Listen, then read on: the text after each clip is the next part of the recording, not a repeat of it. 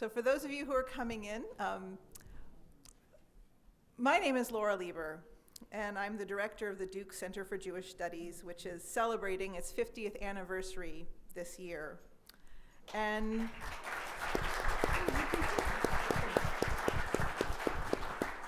I really have never before been in the position of introducing someone who really needed no introduction. But I wanted to say that it is a special privilege for me to be here today, because I wouldn't be standing here today without Eric Meyers. And this is I'll tell a little story by way of introduction. Because I was a junior faculty member at Middlebury College in Vermont, and I received an email from an Eric Meyers at Duke University about a position at Duke University, which I admit, when I first read it, I could not imagine that it could be meant for me personally, because I taught Eric Meyers' work to my students. I read Eric Meyers' books. Eric Meyers had no reason to be emailing me off in the wilderness of Vermont about a job at Duke University. And so I admit, I initially deleted it. No. Because I assumed it was one of those emails that I frequently got from the AJS and others about, a job for my students. But because I was at a liberal arts school, I had no students to share this wonderful job opportunity with. And I couldn't imagine that it was written for me. And then about a day later, I got an email again from Eric Meyers. And this one I read more closely, and this one I realized was meant for me, personally. And that was an invitation I could not refuse. So I came down to Duke, and I'm forever grateful for how Eric and his interest in my work changed my life. And I know there are many others in this room, including Ben Gordon, whose Eric's interest in their work and what they were doing in the field of Jewish studies changed their lives. And in addition to what Eric's interest in my work did for me individually, I also, when I came here, stepped into one of the most prestigious centers for Jewish studies in North America and indeed the world. And Eric is still the face of the Center for Jewish Studies. I can attest to this because just last week I was at a conference in Bonn, Germany, and a colleague, when they found out I was from Duke, said, "Oh, how are Eric and Carol doing?" So these are not shoes I will ever attempt to fill because they're just too magnificent. And I'm just delighted to have Eric as a colleague, to have someone who established in 1972 a Center for Jewish Studies, then joint with UNC, which to this day remains outstanding for its programs, for the devotion of its alumni, for its tremendous endowments, which let us do wonderful things like this afternoon's program, and its reputation. As I said, Eric is still the face of the Center for Jewish Studies in many important and wonderful ways, as well as being a terrific scholar in his own right. And I encourage all of you, when our program is over, to go get a signed copy of his memoir, An Accidental Archaeologist, which is a treasure trove of anecdotes. And I think the thing I love most is that I can really hear your voice in it, Eric. You captured voice. It's a truly authentic capturing of what it's like to be with Eric. So, and you'll see as you read this memoir why the Duke Center for Jewish Studies is such a remarkable place. Because it's not just about the rarefied intellectual aspects of Judaism and its history and its culture from the biblical period to the present day, but also attention to issues such as the arts, which are so important to Eric and as a result became such a signature item of the Center for Jewish Studies, and also social justice, another important legacy going back to your Uncle Marshall and also to the Heschel archives that we have. It's a center that I think of as a hub of joy and rigor and seriousness and play. It is everything one could want of a Center for Jewish Studies. It is a place where we have class, I like to think, but we also have fun. and it's now 50 years old. And for much of its history, although not all of it, you did get a couple breaks now and then, Eric was its director. And so I am here and we are here thanks to the hard efforts of Eric on behalf of the Center for Jewish Studies. And among Eric's legacies, in addition to the various sorts of things we have on the ground at Duke University, are also his students. So he'll be interviewed today. Our program will begin with a Q&A, sort of as Ben said, between the ferns, because we are, in fact, kind of between the ferns. It'll be far more appropriate. Conversation. So Ben is one of Eric's students. He is now an associate professor at the University of Pittsburgh, and also the Rosenberg Perlow Fellow in Classical Judaism in the Department of Religious Studies there. Ben was also a Lerner and Perelman postdoctoral fellow here at Duke after he graduated from the Duke Graduate Program in Religion, where Eric was his advisor.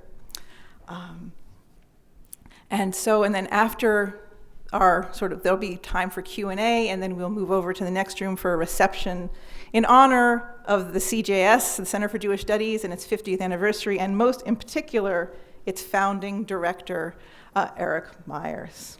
So please join me in extending a warm welcome to Eric and to Ben.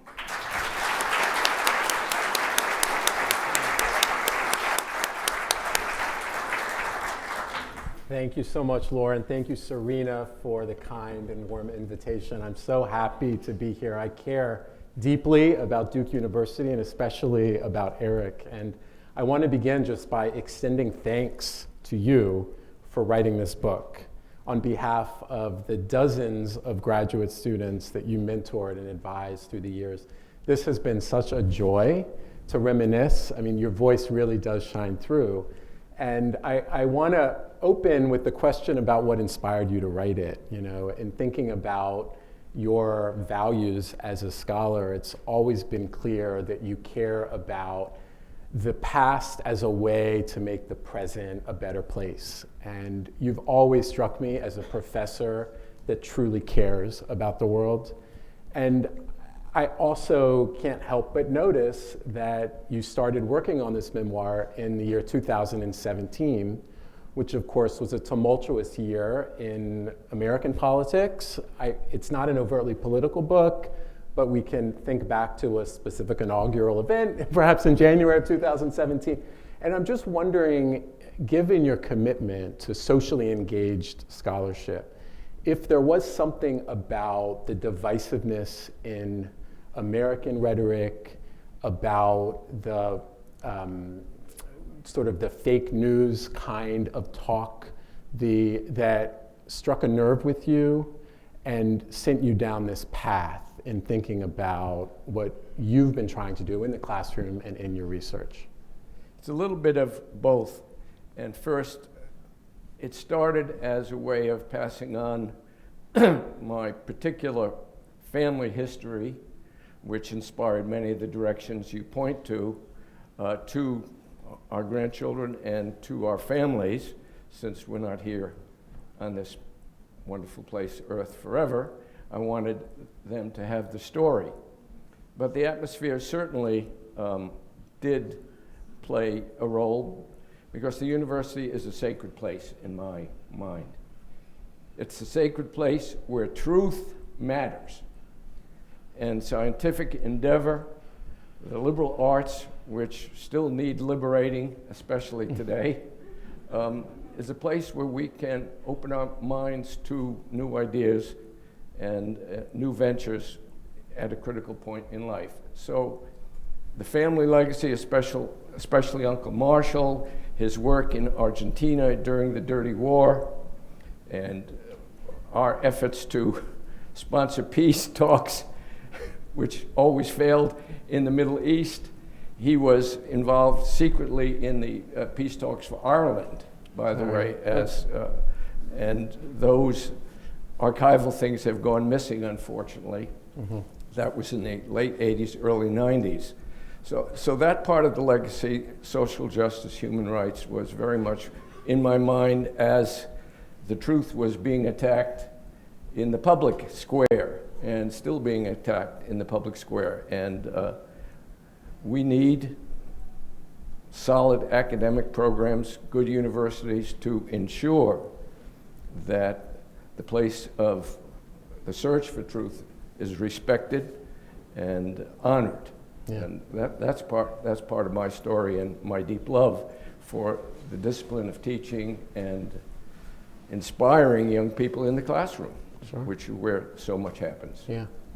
There's a lot of detail in the book, and I'm wondering if you kept journals through the years, if you talked a lot with relatives, if you pored over old emails. You know, I was kind of a weird kid, and one of the things that I did is I saved everything. And I looking back, I mean, I was doing this already from like the second grade. I was saving like Valentines from classmates. I was saving my bar mitzvah cards. I mean, even when there was nothing on it but like a line, like Love Aunt Florence, and that's it. Why I saved this, I have no idea. But I think that I was already sort of tapping into this need to collect. And I'm wondering if you have that drive and if it helped you as you were putting together this memoir. I'm not a journalist, but I have kept close tabs on the family history, especially the German side, with my cousin Janie, Janie Freeman in Connecticut and New York. And we've been corresponding about the Meyerowitz clan for years, and that was very much part of the deal. And we have family trees and all of that. And the Meyer clan, I mean, have huge correspondence in writing. Through the years, those aerograms from our honeymoon year in Israel that Carol and I wrote, but the central elements of the narrative and some of the events more or less stuck with me through the years, and I've been ruminating on them and wanting to tell them, to a larger public for a long time, and some of them still hurt. I know it's crazy for an 82-year-old man to say things that in high school hurt, but when I think of being attacked by those guys for dancing with an African-American Sure. woman, Yeah. I can barely tell the story today. It just kills me. Yeah. Well, one of the more powerful elements to the book is, of course, your relationship with Carol. I mean, in many ways, this is a book about a relationship. Yes. And you not only build a life together and a family, but you also collaborated on so many things. Yeah. The digs you directed together, the books you published together, the commentaries. I'd like you to share with us how you met. Well, I get to tell the story because when I'm with Carol, she always tells the story. It's your turn now, Eric. Yeah. Take it away. For some intended reason, in my second year of graduate school, I was 23 years old, I get a mysterious call from the president of Brandeis University, Abraham Sacker. And President Sacker says, I'd like you to come to my office, and I have something important to talk to you about. I knew I was a good guy. Nothing bad's going to happen.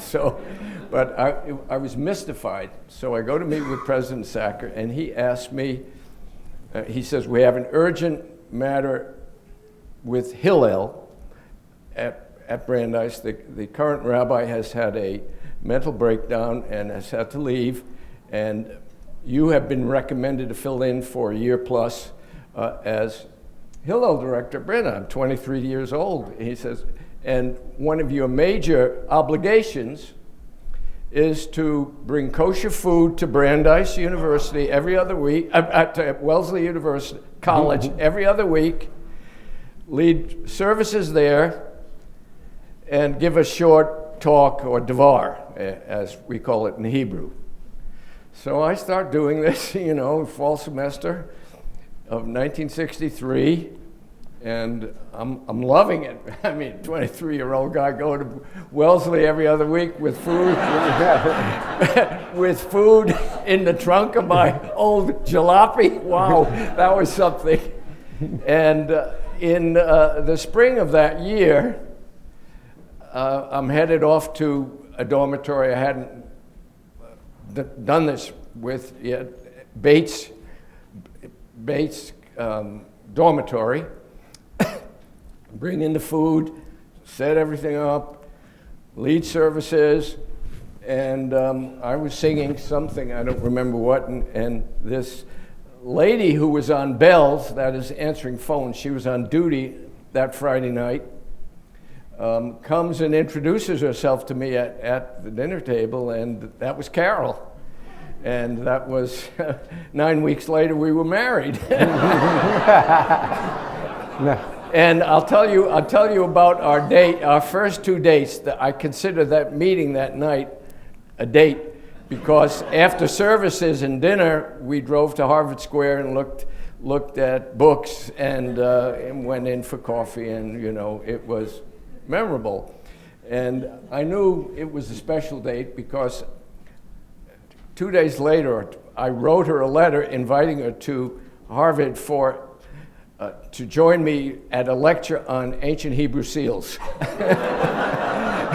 As one would do. And we were tied at the hip for the rest of life, actually. So I'm dying to ask, was this part of your MO with women in college? You would ask them out to lectures, or were you just trying to impress Carol? I was trying to impress Carol. So I'm sure people, because of all of your successful collaborations, I'm sure people ask, what is your secret? How do you make it work as collaborators professionally and as a successful partnership, as part of a successful partnership? Respect for her intellect and her unique interests and talents. And I mean, that was one of the things that attracted me to her, outside of all the other things that attract young people, was, believe it or not, her intellect and our shared overlapping interest in biblical studies, biblical archaeology, history, literature, all of those things. And I was looking for a partner, life partner, and someone who would share those values and those interests. And boy, none of the girls I was dating up until then were like that. Yeah. And she was ahead of her time too, because I mean, she was a path maker in feminist studies. Sure. And we spent our honeymoon year in Israel, and we were reading the Hebrew Bible every day, practicing for our exams to come later, reading. Well, what a honeymoon year it was. You're talking about 1964, 1965. Yes. I mean, it's jaw-dropping to read in this chapter about the famous personalities you met and got to know. I mean, you were at Martin Buber's house. You met David Ben-Gurion. You're in Ulpan with Peter Schaefer, the longtime Talmudist at Princeton. You were in Ulpan with Volkmar Fritz of the German Protestant Archaeology Institute in Jerusalem. You dug at Arad. Your first dig, I believe, was at Gezer, and then you dug at Masada. At Masada with Yagael Yadin in the winter of 1964, 1965. This is perhaps the most famous excavation in the history of modern Israel. What was that like? It was so much fun. That's what it was like.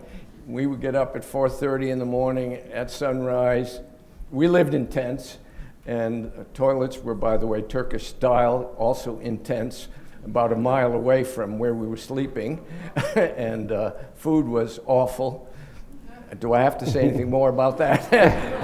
It was, but camp, we were a couple of hundred students and volunteers, and the camp was run in military style. Yadin was a overpowering presence, and cameras were forbidden. How we got this picture is a mystery to me, but someone either sent it because we did not bring a camera. So the cover of the book is at Masada. And it was just dynamic. Everybody on staff became one of the leaders of archaeology in the land of Israel, every one of our supervisors. They wouldn't let us work together, even though we were newlyweds, and that changed after about a week of us pestering them. And we even had to have breakfast occasionally on a rainy morning in a cave, one of the caves up there. So it was magic. It was magical. And we had won scholarships to a Smithsonian Hebrew Union College seminar. I forgot to mention that the night we met, and we were headed to Israel on the same program, and with all sorts of graduate plans. So it was like the word Basher, you know? Absolutely, yeah. It was fated. Predestined. Yes. Now, Masada, of course, is famous for Josephus' story about the mass suicide, and it's come to symbolize Jewish heroism and self-determination. It was used for several decades in Israeli army sort of initiation ceremonies. When you were digging there, was there a sense of the symbolic weight of the site? Did you have a sense of that as student volunteers there in 64? We did have a sense of the importance of Masada playing a unique role in building, in an urgent way, Israeli national pride. You have to remember that it was on the border with Jordan. We couldn't even go outside of camp because we were so close to the border, and it was considered unsafe. We're only a couple of years in advance of the Six-Day War, so tensions with Jordan and Egypt were high. Nasser was in King Hussein in Jordan, Nasser in Egypt. So Yadin utilized this dig in a positive way to build national pride and strength in this young country. I mean, Israel was founded in 1948, so it was, 15, 16 years later. I mean, when you think about it, it was at a very early stage. Sure. And not far removed from the Holocaust at all. Of course. So you also, in that year, in 64, 65, worked at Gezer, which is one of the first big American-run expeditions. Yeah. And you talk about your experience there watching your Harvard doctoral advisor, G. Ernest Wright, read pottery. Of course, this refers to the activity on any given day on an excavation of analyzing the pottery sherds that had been excavated a few days earlier. And I always found this to be a terribly boring part of the excavation experience. It's not for everybody, but you apparently caught the archaeology bug watching your advisor read these pottery sherds together with Bill Deaver, who was just a few years your senior and who would go on to take over the site. And you would later in your career, when you began digging in the Galilee, become an expert, a local expert in the Galilean pottery of the Roman and the Byzantine periods. What was it about that experience of seeing these archaeologists pore over these pottery sherds that really attracted you to that side of material culture? I fell in love with ceramics and reading pottery at Gezer, and I saw in those sherds the opportunity to really enlighten everything from the small to the large. And today, ceramics is, highly developed, but we were at the beginning of developing a tight chronology for Hellenistic, Roman, Byzantine ceramics, which had been standard fare in biblical archaeology for a while, but still this was at an early state of the art. And so I took that upon myself when we started our own project to be something that I would use to complement numismatics as a chronological tool and opening to a larger world for household archaeology that would just enable us to envision the ancient world in all its simplicity. Yeah, wonderful. Now, you came to Duke in 1969, correct? Yes. And you started digging just a few years after that, which is really incredible. When you were here in 1969, I imagine it was a radically different kind of an institution. I mean, for instance, you share a story of being in a Department of Religion graduate faculty meeting, your first meeting, and it opened with the Christian prayer. What were some of the challenges you faced in your early years here at Duke? The graduate program was pretty much an adjunct of the divinity school, and when that first graduate meeting, fall of 1969 for me, open with a very Christocentric prayer. I got up and said to my colleagues, I said, if this graduate PhD program is going to have its meetings in this kind of setting, I would resign today on the spot. And everyone said, oh no, Eric, you know. And Hans Hillebrand from the history and religion faculty stood up and said, no, we're not going to do this anymore. And so did W.D. Davies, one of my closest colleagues, senior person in New Testament. So did Fred Herzog, I think I forgot to mention him in the book, and Harmon Smith in theology. And they said, yes, it's not appropriate any longer to have a graduate faculty meeting open with prayer, a Christian prayer. And to the best of my knowledge, that has not returned. I've been off the faculty a few years now, and I hope I hope that is still the case. But and we became a pluralistic department. We have one of the best Islamic studies programs. We have Asian religion programs prospering, and dissertation in all those fields. And it was part of a larger whole cloth that we were developing. And with the strictures now invading the humanities on Research One campuses, the big shrink is on again, and that's kind of unfortunate. But hopefully people will stem that, stop that from happening any further. Yeah. I didn't realize that the origins of the Judaic Studies program here were in a cooperative program with UNC that you established, of course, in 1972, 1973, right after Kalman Bland was hired. Talk about that experience and why you nickname it the uncooperative program. Yeah. What's the story there, Eric? That was Kalman's nickname. And we intended from the outset to bring Carolina and Duke together and have a joint program. One of the reasons being former Mayor Emanuel J. Mutt Evans was a distinguished graduate of Carolina, UNC Chapel Hill, and his wife, a alum of Duke. And she had played trumpet, by the way, in the Duke marching band, Sarah Evans. And we thought we could bring, it would be easier to build jointly rather than separately in those days when there were only a handful of programs around the country. And we tried, and Kalman and I taught at least one course a year for 5 years at Chapel Hill, parked at the old Hillel House on campus, had wonderful students, several of whom have gone on and are now leading Jewish studies scholars, such as Gary Rensburg, a Carolina graduate, leading Semitist in the world.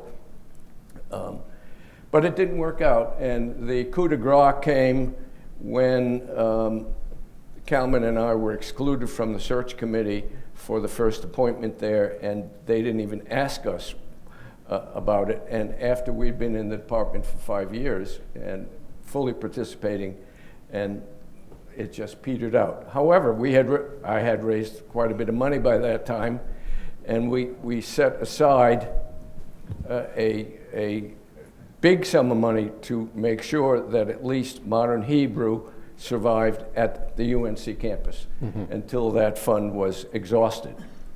And so after that, we went independently on our own, and till Eli Evans and your friend took over the campaign at Chapel Hill, they were not doing so well. But when Eli Evans, son of Sarah and Mutt, took over the fundraising for Carolina, then it expanded and now one of the leading programs in the United States and the world. Sure. And those days of a lack of cooperation are long gone, of course. I mean, no, now we have joint activities that have survived, continuing seminars together with them, but it didn't take the shape that we thought it might back in '72. And so Kalman labeled it, and Kalman was a treasure. We miss him dearly, a beloved teacher, many years, taught in our summer program in the Jerusalem side of it for decades, and absolute wonderful teacher of students. Yeah. I'd like to shift to some of the pioneering expeditions that you and Carol led in the Galilee beginning in the 70s. So, I mean, your name, your specific Eric, is so closely associated with Jewish archaeology, which I guess has its roots in the 1920s with the work of Nahum Slutz at Hamat Tiberias and Eliezer Sukenig at Beit Alpha. But there had been a hiatus of several decades until you decided to explore these Roman and Byzantine Jewish villages in the Upper Galilee. Why the Upper Galilee? What attracted you to that region in the 70s? First of all, I wanted to begin with village life in small settlements, and secondly, in a less well explored area. And there had been very little work in the remote hills of Upper Galilee. And I thought by going there, developing the ceramic typology, refining it, it was kind of like a tabula rasa, and we would be really bringing new material data to the table for consideration of things. And later we moved to an urban site, Sepphoris. So I wanted to have the balance between small and large, urban versus rural. So that was the theoretical reasoning behind that. I'm really struck in looking at the sites that you excavated. Basically, everyone has some association with a famous man from Jewish history. You have Hirbet Shema, the traditional burial place of Shammai, Rav Shammai, the interlocutor with Rabbi Hillel. You have Miron, the burial place of Shimon Bar Yochai. You have Gush Chalav, associated with the freedom fighter from the first Jewish revolt, John of Giskala, John of Gush Chalav. And of course, you have Sepphoris, the home of the editor of the Mishnah, Judah Anasi. Jacob of Navarre. Yeah, who was from Navarrete? Oh, Jacob of Navarre. Jacob of Navarre, who's associated with two major rabbinic decisions, one about koshering, making kosher fish, and how to decide on it, and on intermarriage. So interesting. Jacob of Navarrete puts forward a position on patrilineality for the first time in Jewish history. Yet, so given that preface, yeah, okay. in looking at the publications that came forth as a result of your work there with Carol and with your collaborators, it seems like you couldn't care less about these famous people who are from these places. It seems as though your interests lay elsewhere. And so I'm wondering what kinds of research questions guided you as you explored these villages, because from where I stand, it seems to not have been an interest in the biographies of these famous men in Jewish lore. It seems that something else was motivating you as you explored these villages. Well, in my graduate work at Harvard with Isidore Twersky, my rabbinical mentor and the Boston Rebbe, he was very suspicious of reconstructing from rabbinic sources biographies of rabbinic figures. Mm-hmm. And Jacob Neusner was leading practitioner of that, and he reversed course ultimately on using rabbinic sources too literally to recreate biographies.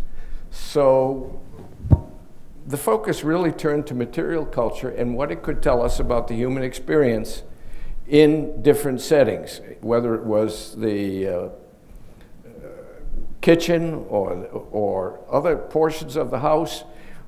We began studying smaller artifacts with a view of understanding differing roles, and Carol became a leader in interpreting some of the evidence for gender roles of women that became associated, especially the role of bread making and how it influenced the household in the biblical and later period, and how revolutionary changes in the nature of some tools like grinders and the rotary mill literally transformed the lives of women in the later Roman period. So all of these things started to take shape, and it's what we called household archaeology. And we were trying to stay away from the big, big site, big politics and all of that. Mm-hmm. Though Sepphoris changed that because in the urban setting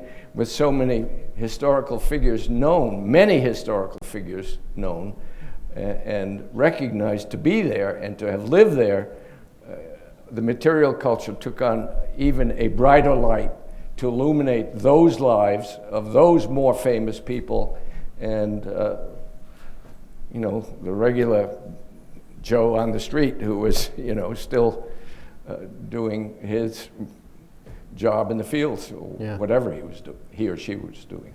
As a scholar of ancient Judaism, there are certain things that I take for granted, and scholars of my generation take for granted, that were not taken for granted when you were doing this groundbreaking, no pun intended, research. The idea that the rabbinical academies were not the controlling institutions of Jewish life, but the synagogue was, and that synagogue leaders were different than the kinds of synagogue leaders we think of today.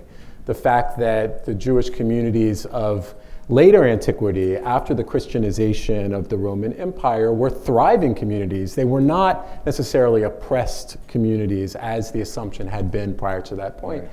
And also the fact that Jewish communities throughout classical antiquity were open to absorbing ideas and customs and mores of their neighbors, that these were not insular communities living in a bubble, and that there actually are instances of radical change and reform within these communities. As you were forwarding a lot of these ideas, were you facing pushback from more traditional areas of scholarship? Now, as I mentioned, these things seem taken for granted, but they weren't always. And as you were digging, was there some resistance to it? I would say the Association for Jewish Studies and the Jewish establishment scholars have, at that time, were less interested in material culture archaeology, and I participated in one meeting, the 100th anniversary of the Archaeological Institute of America, and I was in dialogue, sitting in a chair next to Jacob Neusner, by the way, and he chided me, and he says, until you archaeologists, so concerned with all these physical things and material culture, can write in a way that I can understand it, we're not going to take you seriously. Yeah. And probably the most prolific scholar in the history of Judaism outside of, some Elui, some brilliant genius in the Talmudic period we don't know of. And to an extent, the problem in publication of so much technical stuff, getting to the meat of it is really hard. And it has been a challenge for archaeology in general to present its results in a way that a larger public can really comprehend it and absorb it. Yeah. So that establishment in especially Jewish scholarship, where it was the text as over against the artifact that was more important. Mm-hmm. And we were trying to reverse that or rebalance it some way so that the physical and the textual could interact and recreate a more lively and more accurate recreation of history. Mm-hmm. Interesting. Now, there were two moments when you did capture the attention of the broad public, and I want to talk about both of those now. First, the discovery of the Nabertane Ark, and then second, the discovery of the so-called Mona Lisa of the Galilee. So first with the Nabertane Ark, how in the world did you and Carol find yourselves in the crypts of the Duke Chapel in Indiana Jones costume with the photographer from People magazine? What was this, in the year 1981? What's the story there, Eric? Well, we were digging this fourth village in the Upper Galilee, not too far from Tzfat, Safed, and we uncovered a beautiful pediment of what was a Torah shrine with rampant lions and a hole for the eternal light.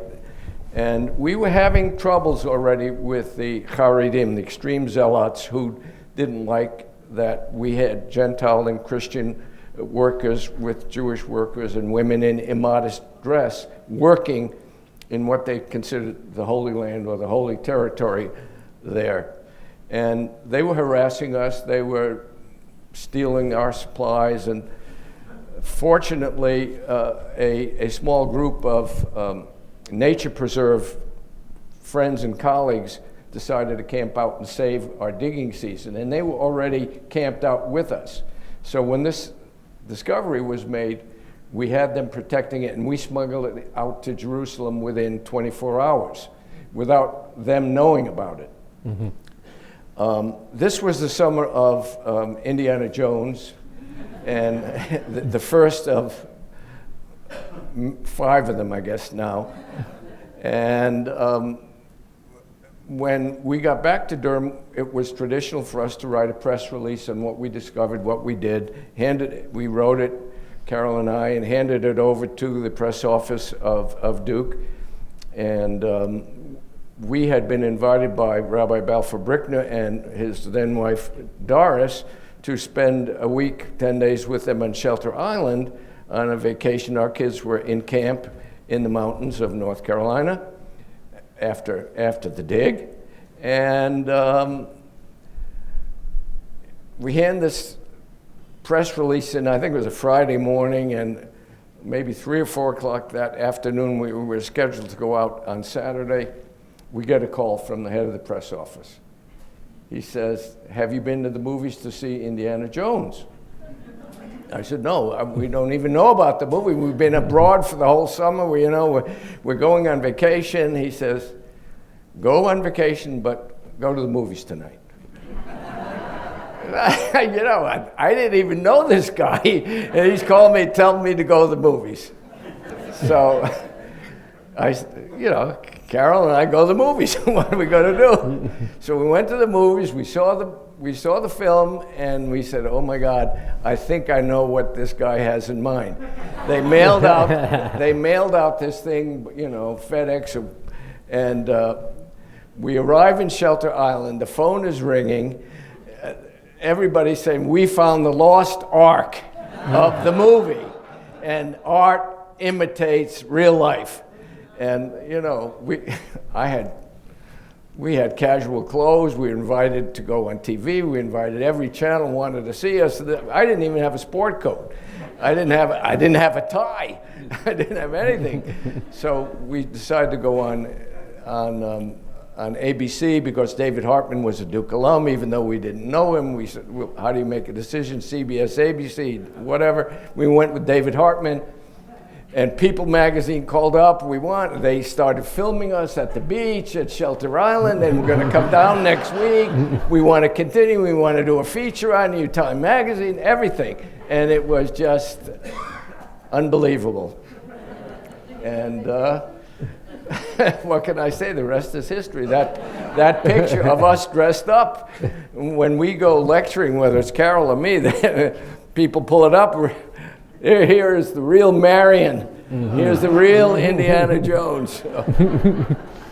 And a replica of that ark is on display outside of the Divinity School library. They moved it downstairs. Oh, they moved it? Oh, when I was here, it was there. It's still at Duke. It's still here. Yep. And then in, was it 1987, you discovered the House of Dionysus mosaic, which arguably was a more impactful discovery in the world of scholarship. Yes.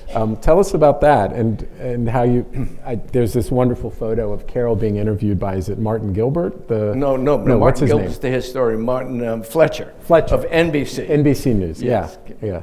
And this was during the first Intifada. And a mosaic with Greek labels and explanations in a possible Jewish setting. This was a first for the country, and the exquisite high-quality nature of it caught everyone's attention. And Carol does this interview with Martin Fletcher live in America on site, and the lead-in was the good stones. Because in those days, during the first Intifada, the Palestinian kids were throwing stones at every passerby, and So these were the good stones, good things still happening in Israel despite the Intifada. And it made the back page of the New York Times Magazine, front page of the New York Times in the weekly edition, and it was a huge success. But it has fostered a discussion in which you and your research participate in, the role of Greco-Roman culture in fostering a creative response to the new dominant culture post-revolt. Mm-hmm. And that has been very, very fruitful. Yeah. And it was misunderstood by New Testament scholarship to be contemporary with Jesus, and that Jesus was a cosmopolitan Greek-type philosopher and not a rabbinic, proto-rabbinic Jew. Yes. So that caused a huge thing, and that's, I hope that debate is over, but that spawned that whole debate with all the mosaic finds at Sepphoris. Yeah, I was really struck by the sheer number of New Testament doctoral students you've advised over the years, having sat on some 50 or even more committees. Yeah. The Jewish Studies program, my sense is, has contributed significantly to the training of early Christianity, New Testament students at Duke. And Duke, of course, has always been stronger in those fields. And this seems to have been, your contribution, your individual contribution to the program. E.P. Sanders sadly passed away recently. Yes. What was your cooperation like with him and with the early Christianity folks at Duke? And I mean, it just seems like it's been such a fruitful partnership over the years. It really started with W.D. Davies, who came here came to Duke Divinity School in the 1960s already, and was really for more or less 40, 50 years the leading spokesperson within New Testament early Christian studies for understanding the role of Jewish life in the time of Jesus. He was a giant in the field and wrote extensively on it, and his main disciple was Ed Sanders, E.P. Sanders, who succeeded him in the New Testament program. But along the way, there was Moody Smith, who picked, when W.D. retired, there was Moody Smith and Joel Marcus. So Duke was known as a place where the New Testament early Christian people took the study of early Christianity very seriously and felt that understanding Judaism deeply, richly, with advanced knowledge of Hebrew, not just Old Testament Hebrew, but with rabbinic Hebrew, and trying to come up with 2 courses a year in rabbinic Hebrew with our limited faculty resources was not easy. But Kalman and I were filling in on rabbinics and Mishnah and this and that, and EP did it. And WD in the early years was teaching 1 semester of rabbinic Hebrew. Mm-hmm. And he insisted, when I was there all alone, he insisted I be on every one of his committees so that his students, I could vouch for them that they knew something more than what they learned in New Testament. And it was amazing. Yeah. And these other gentlemen, distinguished scholars in their own way, especially E.P. Sanders, kept that tradition up. Mm-hmm. Well, we're going to have to wrap things up and shift to the Q&A portion. But before we do that, I just want to invoke your bar mitzvah sermon, of all things. And you give us this wonderful quote in the book. You say, and this is what you recall of your sermon: "As I stand before the Holy Ark on this Shabbos of my bar mitzvah, my heart is filled with pride and gratitude." How cute is that? So, what I want to say is, as we are gathered here on this 50th anniversary of the founding of the Jewish Studies program, our hearts are full with pride and gratitude. Thank you so much, Eric.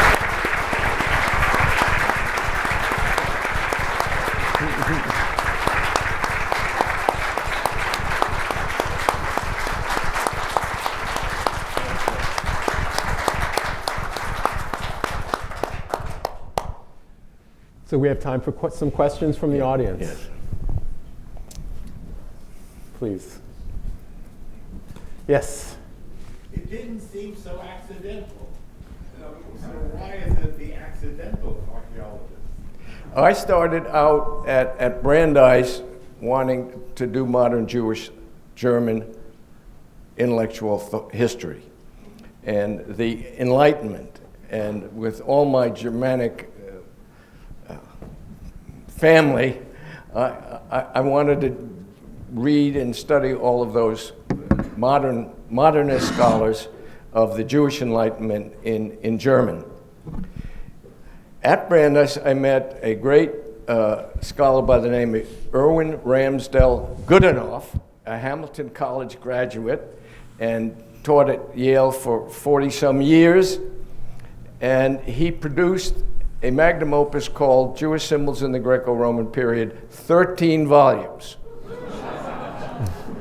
And it was his idea that not so much material culture, he thought that Jewish art would be an important area of study for reimagining and recreating ancient Judaism in that period. So I was sort of headed to work with him, and I had never considered archaeology till I met Carol in that summer program in 1964.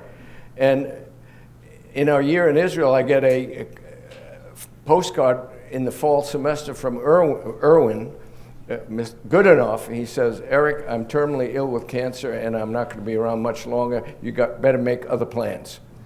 So his death by cancer and meeting Carol and getting involved in the Gezer dig and having dug at Arad, Masada, I had caught the bug by then, and I moved into that field. That's how the title emerged. Yeah.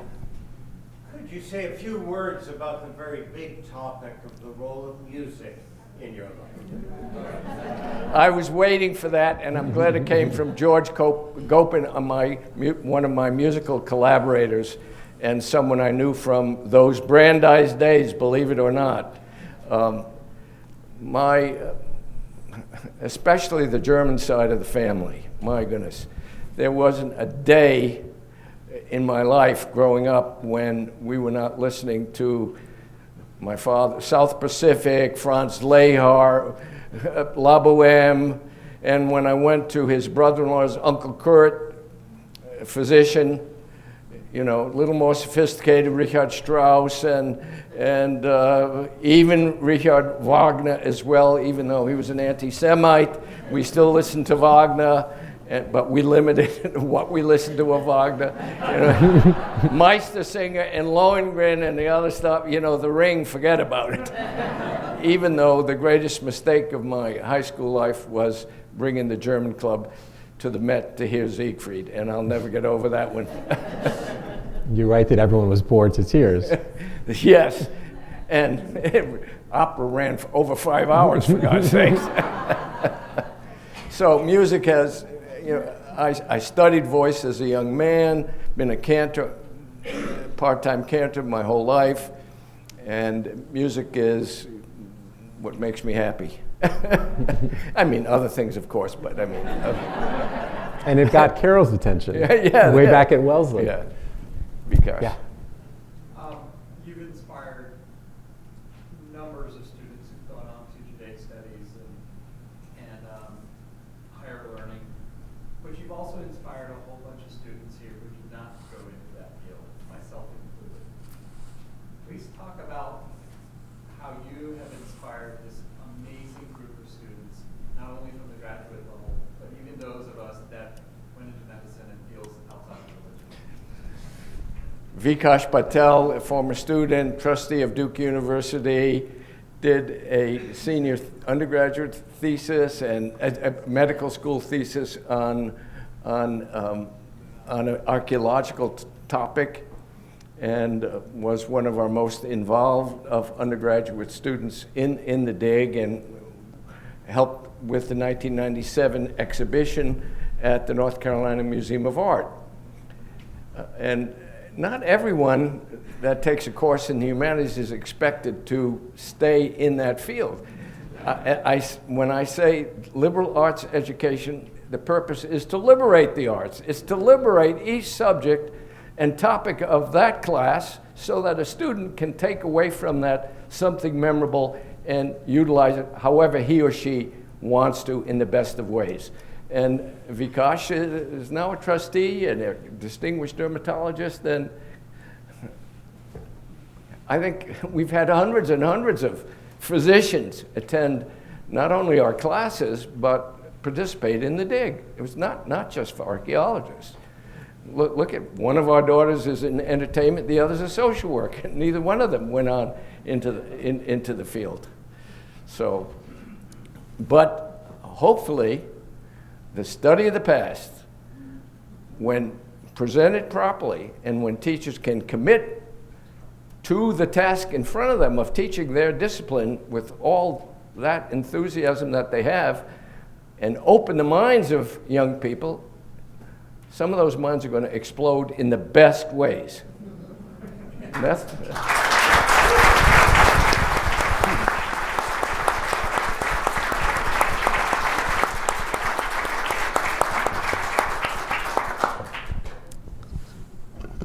the perfect note for us to conclude on, because it's been a wonderful 50 years for the Center for Jewish Studies, and we look forward to decades to come. And in your remarks on the dedication of the Marshall Meyer Archive, which we have at Duke University, you paraphrase a quotation from the Mishnah, one of Pirkei Avot, one of the teachings of the Fathers, the ethics of the Fathers, one of the most important texts that I think you and Kalman and Davies taught to students of early Christianity in the New Testament. And it's the statement that in a place where there are no people, there are no sort of like, which in German, Menschen, where there aren't decent people, strive to be a mensch, strive to be a decent person. I think that speaks to the mission of the humanities in the liberal arts curriculum, and it's certainly something you, Eric, have modeled for those of us who follow in your footsteps, because you really are, as one of my students would have said, all that in a bag of chips. There's really not a realm of sort of human culture and joy and endeavor from music, history, the arts, literature, language, the material culture, visual culture, performance that you have not brought your light to and shared with many others. So I invite everyone who is here to join us in the room next door for a reception in honor of the 50th anniversary of the Center for Jewish Studies and in honor of Eric. Thank you, Ben, for serving as our interlocutor.